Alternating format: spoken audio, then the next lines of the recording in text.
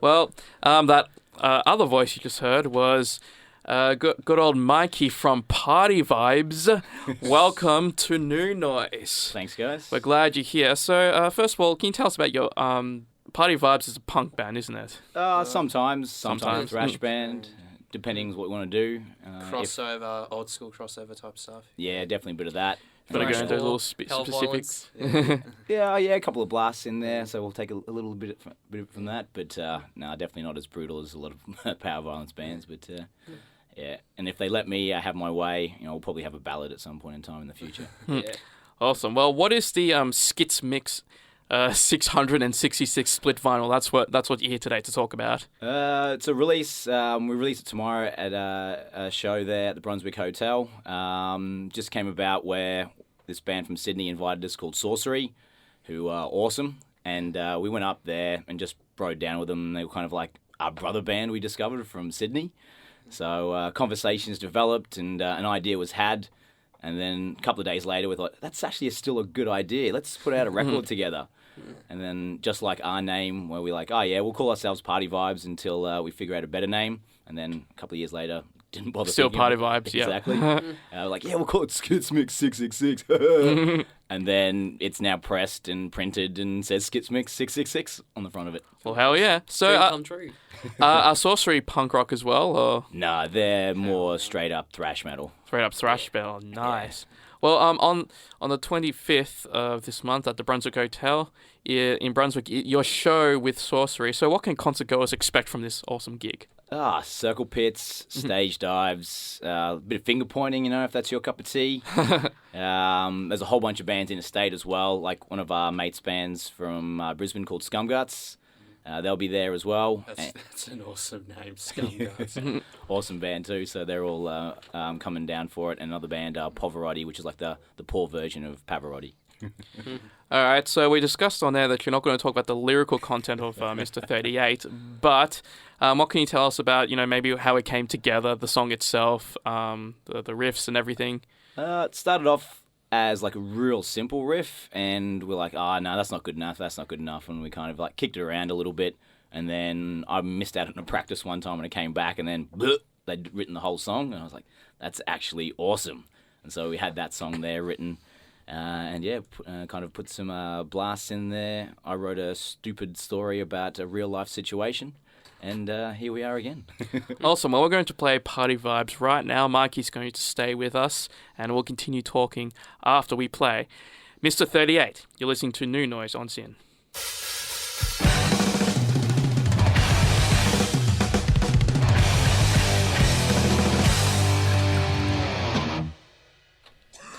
Mr. 38 by Party Vibez. Mikey from Party Vibez, the singer, is still in the studio with us. Dean, you were asking a really great question during the song, so let's have him repeat himself. Basically, repeat myself. I remember you guys Triple J Unearthed competition. You won it. Yeah. And you got to open up Soundwave a couple of years ago. What was that experience like? Oh, a bit surreal.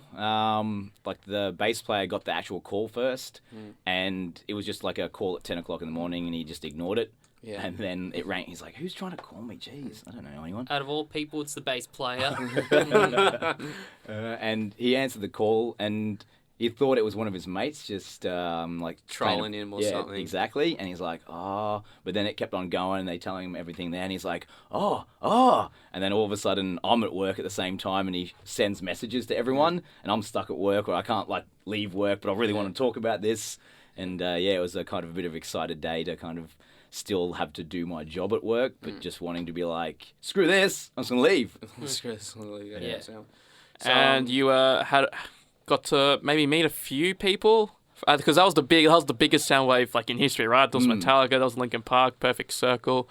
Who else? It was so long ago. Stone Sour, Red yeah. Fang. Alter Bridge was playing that day, I think. Anthrax, Slayer. Yeah. Amon Amarth had that massive Viking boat on their stage. Yeah, that was like the biggest Soundwave. Surely you must have met some great people. Most of the time I was actually seeing the bands myself and just running around seeing bands.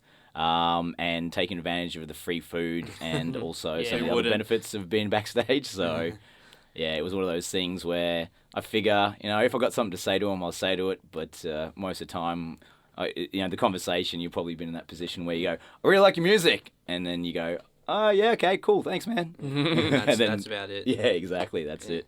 But you couldn't see Metallica because I think you said they had their own like little space because it's Metallica, of course. So. Yeah, so they had their own little compound there, and they had their own security posted at the entrance. And if you walk too close, they'd be like, hey, what are you doing? Stay away, stay away. It was a crazy day, pretty amazing, and we all got pretty badly sunburned as well. Yeah, so did I. Yeah, I remember that. Yeah, I definitely got sunburned. Have you ever had the opportunity to tour with any other cool bands you got to hang out with as well, or? A little bit, like we supported DRI when they were out here, and so like they were real nice dudes, and had a quick chat to them. Same with the Municipal Waste dudes, like when we supported them, played like a real like no barrier show with them. That was really fun. And then saw half of those dudes again when they came out with Iron Reagan. Oh, yeah. And the bass player there in Iron Reagan is a real good dude, and just shot it and had a good time before the show. And I think they gave us a bit of a shout out when they did some other interview as well. So we're like, thanks, man. That's great. Awesome. Well, so who are your favorite artists growing up, Mikey? What age are we talking about here? I guess most people I got into music at about like 13, 14, yeah, so I'm not sure what. Yeah. So maybe in high school. High school. I was definitely like a little punk kid. Yeah. So like I love NoFX and like all the Fat Records bands. Yeah. But then I had like a weird interest in Nine Inch Nails at the same time. Yeah. And Britpop like Blur and Supergrass. Yeah. But all my mates were metalheads, and that's the kind of funny thing these days is that I probably play and listen to more metal than they do. Yeah. But like back then, like they were massive like Pantera fans and Megadeth fans, so I always was around it. But back then I'd be like, oh, why are you gonna play that, man? I should play something good, and we'd always have arguments about all that type of stuff. And tables have turned a little bit these days. Yeah. Well, if we go back to punk, what do you think of the punk scene in Melbourne and Australia in general? It's one of those things. It's always kind of recycling itself, and I don't mean it's like that's a bad thing in the sense that it always keeps itself alive just when you think, it's there's over. Always a new generation coming through. They always say rock is dead, but then you know exactly another great it's just band gone underground. And there's so many like awesome bands because like punk, it's a real big genre in itself, just like metal is. Where you can like, are you talking about I make the joke, beard punk, where dudes are all got like flannels on and big beards, and that's punk rock. And then there's like really crusty punk as well. Yeah. So all that stuff. And that's the awesome thing about Melbourne is that, it has everything. Yeah, true. Yeah, I remember I did my first show on radio by myself. I played a local punk band called Masses, and I was just really impressed that there was a band of that caliber in our city. Oh, awesome. It was really cool. Yeah. And same with all the metalcore bands as well. I mean, now it's starting to get a bit stale, but like I remember when I played in some Trivium like metalcore band, and Ocean Grove played for us, and now they're one of the biggest metalcore bands in the country. I heard a weird statement. It just sounds weird to me, where like metalcore bands are talking about how their amps crash. Yeah. Because like they all have axe effects. Axe effects. Yeah. Amps crashed. I'm like, what? Is there you got a Party Vibez album in the works? Yeah, we're pretty much writing a whole bunch of songs now, and I'll put it out there. What is the title at the moment? Tell us everything. Some scoops. I think there's a couple of rules that we probably can't break at this point in time. Yeah. But generally it'll be some type of pun-related one. So we had Greatest Pits, obviously, and Legends of Narlia. Yeah. And we've got Skitzmix, so we'll obviously think up something equally dumb. So sometime next year? Punny album. Yeah. Pretty confident. We've got a couple of good bangers that we've just been writing, and I'm going to take blame. So the rest of the band's listening to this. Yes, I haven't written the lyrics. I'll write them. I promise. That was good communication, right? What are some of the local bands you've been currently listening to? Are we talking like Melbourne local? No, Melbourne, Australian. Anything? Australian? Yeah. There's a band Sweet Golds. They're quite like melodic and stuff, but I have a bit of a soft spot for that stuff every now and then.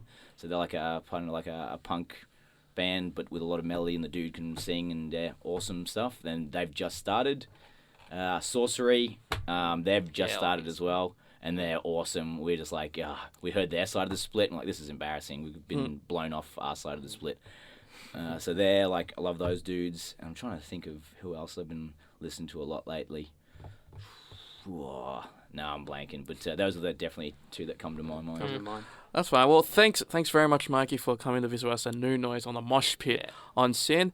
Guys, definitely check out their Skitzmix 666 split vinyl with Sorcery, and they'll be forming with Sorcery on the 25th of September at the Brunswick Hotel. It's free. In Brunswick, of course. Oh, it's free. Yeah. Definitely go check Yay. that out. And concert goes, we'll have an excellent time having Mikey will point his finger at you or something. 18 plus. Yeah. 18 plus. Oh, it's sorry, 18 sorry plus, to yeah. any underage fans out there. Yeah, you should be in bed. Anyway, we're going to play Dressing the Dead Man by Vessel Born. They're a metalcore band and they got a debut EP out late 2015. So once again, thank you very much, Mike, for coming in. Thanks, guys. And you're listening to New Noise on Sin.